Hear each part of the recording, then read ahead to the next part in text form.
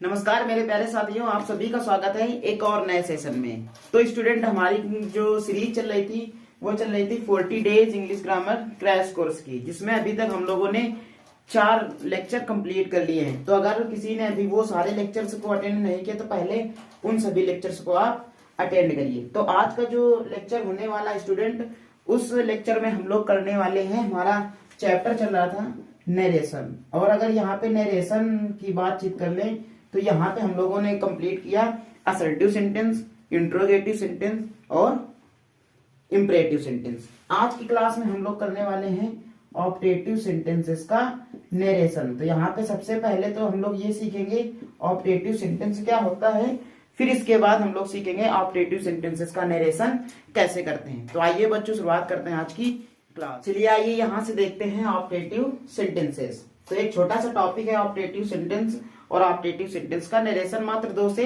3 concept में ही आप सभी को क्लियर हो जाएगा। तो आइए शुरुआत करते हैं। तो सबसे पहले मैं अगर बातचीत कर लूं ऑप्टेटिव सेंटेंसेस की, ऑप्टेटिव सेंटेंस कहते किसे हैं, तो आप सभी जानते हो बच्चों, जो ऑप्टेटिव सेंटेंस होता है वो ऐसे सेंटेंस होते हैं जिसमें आप सभी मे का प्रयोग करते हैं। और मे का प्रयोग किसमें करते हैं? प्रे करने के लिए, यानी यहाँ पे प्रे करने से मतलब है ये ईश्वर से प्रार्थना की जाएगी, विष्ट करने के लिए या फिर कर्षड के लिए। इन सभी चीजों का मतलब क्या होता है वो समझिए। ये प्रे का मतलब है प्रार्थना करना। क्या करना बच्चों? प्रार्थना करना। और इस विश का मतलब है क्या करना? कामना करना, कामना करना। और कर्षड का मतलब है साथ देना। क्या देना? साथ देना, जिसको आप लिखते हो श्राप। यानी ऐसी अवस्था में जब हम लोग मे का प्रयोग करते हैं तो उन सारे सेंटेंसेस को हम लोग कहते हैं ऑप्टेटिव सेंटेंस। एक बात और आप सभी जानते हैं कि जो ऑप्टेटिव सेंटेंस होता है इसके अंत में एक्सक्लेमेशन मार्क का प्रयोग किया जाता है। ये कहाँ लगेगा? ये लगेगा सेंटेंस के अंत में। इसको बच्चों बोलते हो आप लोग एक्सक्लेमेशन मार्क। यदि आपको नहीं पता तो आप अपनी नोटबुक पे ऐसे नोट करके चले। ये जो आपका चिन्ह है, निशान है, मार्क है, इसको बोलते हैं एक्सक्लेमेशन मार्क। और ऑप्टेटिव सेंटेंसेस में ये लगता है सेंटेंस के अंत में। आई होप आपको समझ में आ गया होगा ऑप्टेटिव सेंटेंस क्या होता है। एक एग्जांपल के थ्रू मैं आपको समझाने का प्रयास करता हूँ। देखो ऑप्टेटिव सेंटेंस का जैसे लिखा है मे you live long, may you live long, last में लगा देंगे एक्सक्लेमेशन मार्क। तो यहाँ पर मे का प्रयोग किया गया है कामना करने के लिए। मे यू लिव लॉन्ग, कह रहा है आपकी उम्र क्या हो? आप दीर्घायु हूं, दीर्घायु हूं। मे यू लिव लॉन्ग, ये सेंटेंस है और इस सेंटेंस का ये मीनिंग है। इसी को आप चिरायु भी लिख सकते हैं। तो आइए अब इसके आगे हम लोग चलते हैं नरेशन कैसे करते हैं ऑप्टेटिव सेंटेंसेस का। तो यहाँ पे बच्चों अगर हम लोग बातचीत कर लें ऑप्टेटिव सेंटेंस को नरेट करने का, कैसे कैसे हम लोग ऑप्टेटिव सेंटेंस का नरेशन करते हैं, तो सबसे पहले आप सभी अपनी नोटबुक पे लिखेंगे कंसेप्ट नंबर फर्स्ट। देखिए जो कंसेप्ट नंबर फर्स्ट होता है वो क्या कहता है? कंसेप्ट नंबर फर्स्ट कहते हैं यदि, अपनी नोटबुक पे ऐसे लिखते जाइए, यदि रिपोर्टेड स्पीच का सेंटेंस, यदि रिपोर्टेड स्पीच का सेंटेंस ऑप्टेटिव है तो रिपोर्टिंग वर्ब को विज्ड या कर्स्ड में चेंज कर देते हैं। ये सबसे आपका पहला कंसेप्ट है। पहला कंसेप्ट क्या है बच्चों? यदि रिपोर्टेड स्पीच का सेंटेंस ऑप्टेटिव सेंटेंस है तो रिपोर्टिंग वर्ब को विज्ड या कर्स्ड में चेंज कर देते हैं। देखो विज्ड में कब चेंज करेंगे, कर्स्ड में कब चेंज करेंगे? यदि रिपोर्टेड स्पीच में लिखे गए सेंटेंस से आपको एक कामना करने का भाव आ रहा हो तो विज्ड, और अगर साप का भाव आ रहा हो, श्राप का अर्थ हो, तो वहां पे हम लोग कर्स्ड का प्रयोग करते हैं। जब नरेशन करते हैं तब आप सभी यहाँ पे ऐसे एरो लगा के या फिर स्टार लगा के लिखिए। कंजक्शन हम लोग दैट लगाते हैं, यानी कॉमा और इन्वर्टेड कॉमा को हटाकर जो कंजक्शन यूज करेंगे वो कंजक्शन बच्चों हम लोग दैट यूज करेंगे। क्या यूज करेंगे? दैट यूज करेंगे। आई होप आपको इतनी बात क्लियर है। आइए एक एग्जांपल से समझाते हैं। जैसे the hermit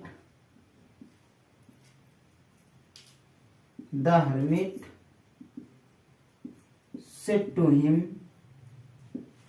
to him, comma, inverted comma,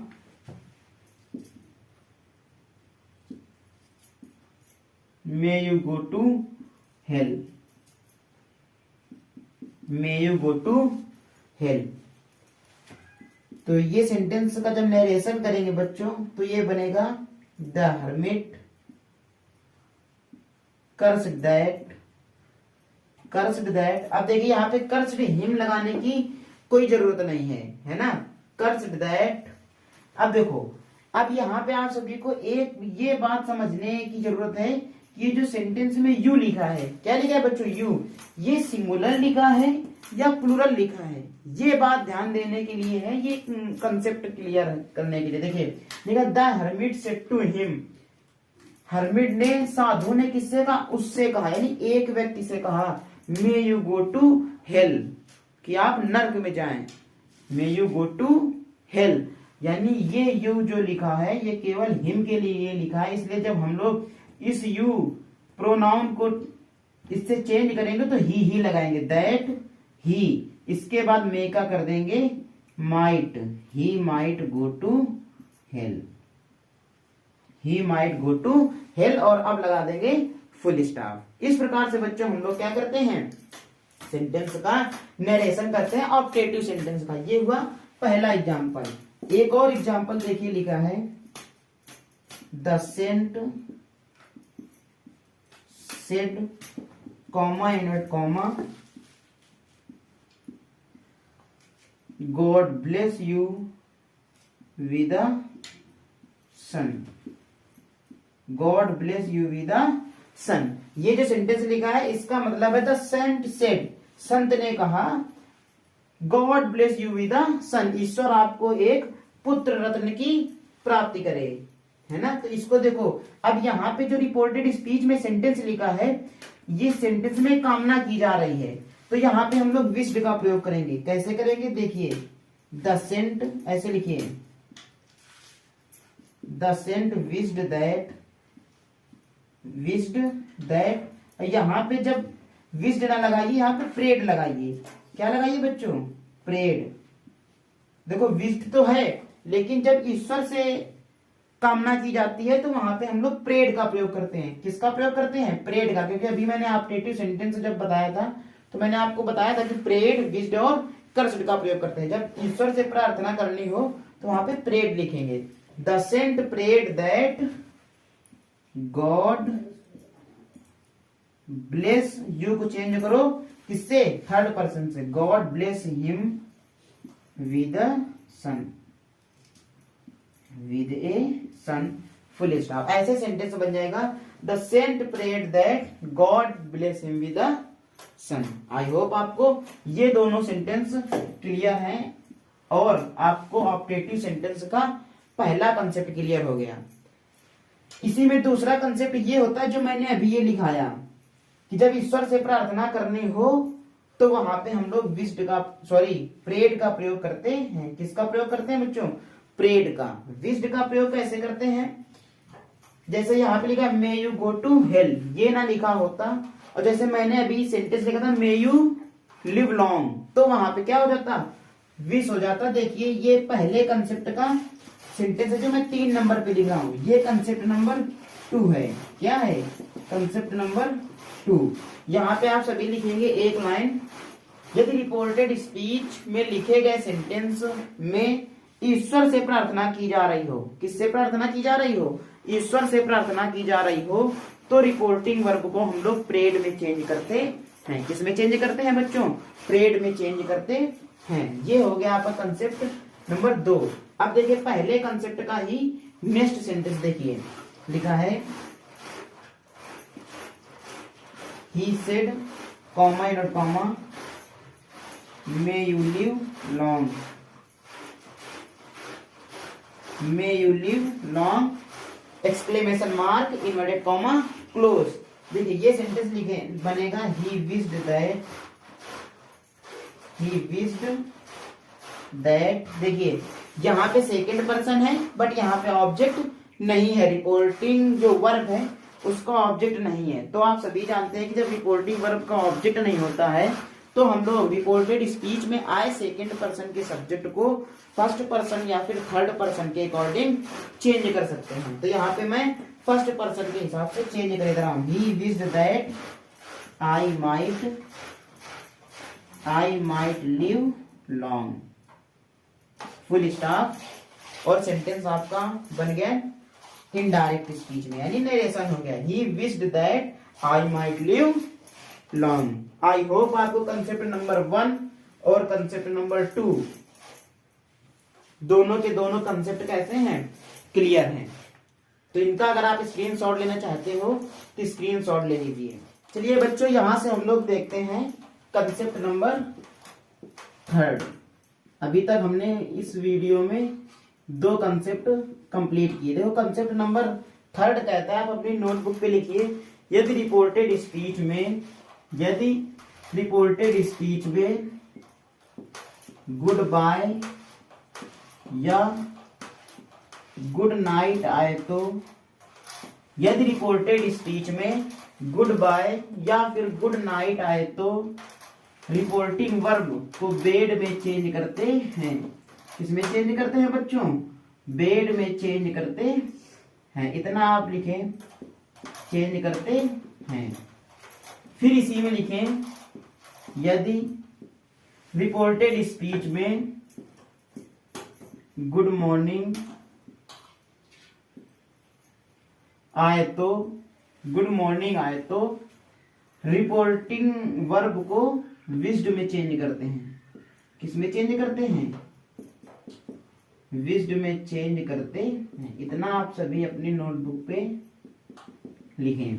यदि रिपोर्टेड स्पीच में गुड बाय या गुड नाइट आए तो रिपोर्टिंग वर्ब को बेड में चेंज करते हैं, और यदि गुड मॉर्निंग आए तो रिपोर्टिंग वर्ब को विश्ड में चेंज करते हैं। ये आपका कंसेप्ट नंबर है 3। देखिए एग्जाम्पल, पहला देखिए एग्जाम्पल लिखा है,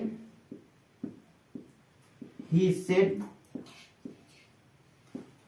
to him comma and comma good morning my friend. Good morning my friend, he said to me good morning my friend. तो गुड मॉर्निंग लिखा है ना, यानी गुड मॉर्निंग वो विश कर रहा है, इसलिए हम लोग सेड को किसमें बदल देंगे, विश में। तो ये बन जाएगा he wished good morning, he wished good morning to his friend, देखो ये जो माई है चेंज होगा रिपोर्टिंग वर्ब के सब्जेक्ट से। यहाँ पे हिम लगाने की कोई जरूरत नहीं है। He wished good morning to his friend, यानी ये हिम किसके लिए आया है, उसके मित्र के लिए ही तो आया। लिखा ही सेड टू हिम, उसने उससे कहा good morning my friend, good morning मेरे मित्र, है ना। तो ये हिम किसके लिए, इसके लिए। तो he wished good morning to his friend. इसी सेंटेंस को और आप कैसे लिख सकते थे, देखिए ऐसे लिख सकते हैं इसको, he wished his friend, he wished his friend good morning, he wished his friend good morning। इस प्रकार से आप दो सेंटेंस लिख सकते हैं और दोनों के दोनों सेंटेंस कैसे हैं, सही हैं। अब यहाँ पे चलते हैं अगले क्वेश्चन की तरफ। देखिए अगला क्वेश्चन क्या लिखा है, अगला क्वेश्चन लिखा है,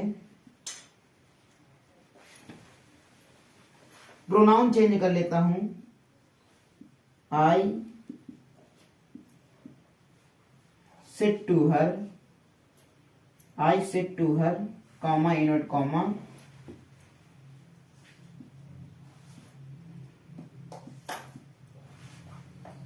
गुड बाय। केवल इतना ही सेंटेंस मैं यहां पे लिख रहा हूं इस बार, I said to her goodbye. देखिए सेंटेंस कैसे बनेगा नरेशन, ये हो जाएगा।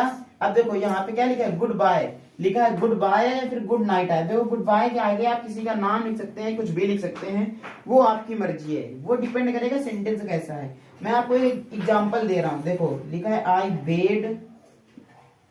Bed goodbye to her, I bade goodbye to her. या फिर और कैसे बनेगा सेंटेंस, देखिए I bade her goodbye, I bade her goodbye. इस प्रकार से सेंटेंस क्या हो जाएगा, ये नरेट हो जाएगा। यानी ये लिखा है डायरेक्ट स्पीच और ये इसके दोनों इनडायरेक्ट स्पीच में, ऐसे ये डायरेक्ट स्पीच और ये दोनों सेंटेंस कैसे हैं, इनडायरेक्ट स्पीच में। यहां देखिए जरूरी नहीं कि इतना ही लिखा हो good bye, good bye my friend भी लिखा हो सकता है, गुड बाय रीता सीता भी लिखा हो सकता है, क्योंकि यहाँ पे हर लगा है ना, इस वजह से यहाँ पे क्या आएगा, स्त्रीलिंग आएगा, फेमिनिन जेंडर, कुछ भी वहां पे लिख सकता है। तो इस प्रकार से आप क्या करते हो, ऑप्टेटिव सेंटेंसेस का नरेशन करते हैं। तो एक छोटा सा टॉपिक था ऑप्टेटिव सेंटेंस, इसमें 3 कंसेप्ट थे। पहला कंसेप्ट था कि आप लोग यदि रिपोर्टेड स्पीच में सेंटेंस कैसा हो, ऑप्टेटिव हो, तो विज्ड का या फिर कर्सड का प्रयोग करते हैं। दूसरा कंसेप्ट था यदि ईश्वर से प्रार्थना की जा रही हो तो रिपोर्टिंग वर्ब को प्रेड में चेंज करते हैं। तीसरा कंसेप्ट आपके सामने लिखा है गुड बाय या गुड नाइट है रिपोर्टेड स्पीच में, तो वहां पर बच्चों हम लोग रिपोर्टिंग वर्ब को बेड में चेंज करते हैं, और अगर रिपोर्टेड स्पीच में गुड मॉर्निंग आए तो हम लोग रिपोर्टिंग वर्ब को विज्ड में चेंज करते हैं। ये एक 3 के 3 कंसेप्ट थे जिनको मैंने अभी रिकॉल कराया। तो एक छोटा सा टॉपिक था जो इस क्लास में कंप्लीट हुआ। मिलते हैं नेक्स्ट सेशन में, इसके आगे एक्सक्लेमेटरी सेंटेंसेस की क्लास लेकर। तब तक के लिए बच्चों जय Hind, take care and love you all.